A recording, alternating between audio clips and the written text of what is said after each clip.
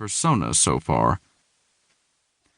These bones are getting older, even though I'm loath to admit it, and the notion of starting again is beyond wearisome. This is the final incarnation, but that doesn't mean our time is up. Still, the girl was unique enough, her desperation solid enough, to make me pick up the phone. Mary's a good sort, and I can only hope she doesn't let me or the girl down. It's in God's hands now. 1. Eve. I felt punch-drunk, and for someone who'd never even been drunk the regular way, that definitely came out of nowhere. My head felt light, whereas my body felt heavy. My eyes ached from the minute light shining from on board the yacht, our destination, and my ears whooshed with the sound of the sea rushing past us. The wind was bracing, and even though it was a warm night, the crisp breeze was enough to make me cold. Of the many things my body was currently enduring, that was probably the nicest of them all.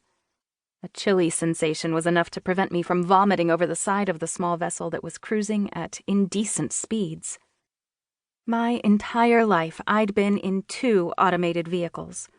The boats at the compound had used oars to get around, and while I far preferred those, I was coming to understand I didn't like anything that moved this quickly. At all. Bodies weren't made for moving at this speed.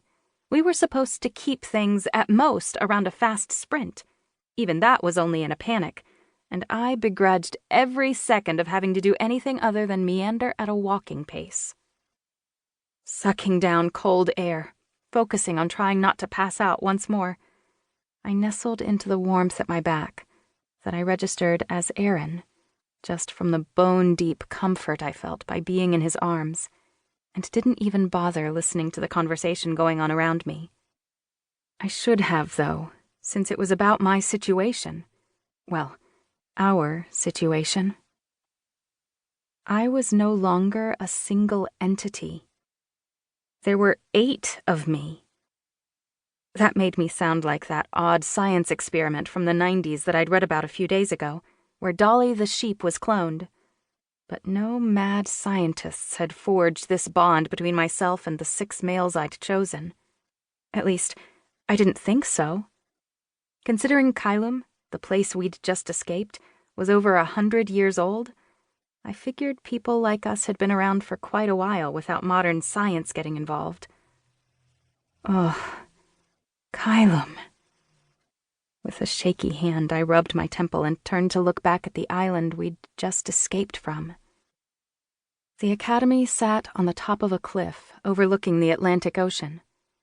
Even from this distance, I could see the lights from the building, and the place that had been a haven for the men at my side was rapidly getting smaller and smaller. Guilt. It hit me like a wrecking ball to the belly. "Hush," Aaron murmured in my ear, making me tense, and then relax when he distracted me from my consuming thoughts.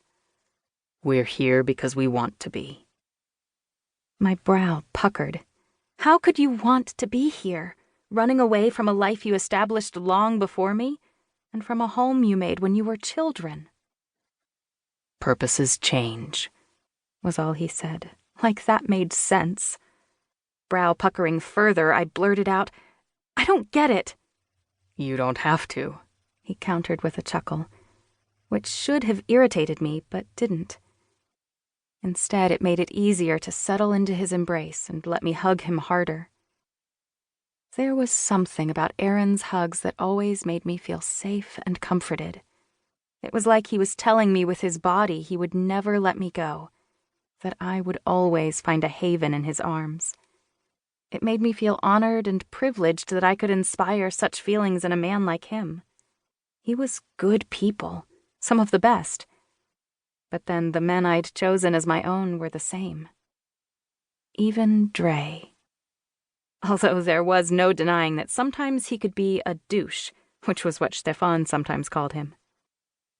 Speaking of Stefan, I peered over at him and saw him watching me. He was lounging on the bank of seats at the back of the speedboat, whereas I was on Aaron's lap.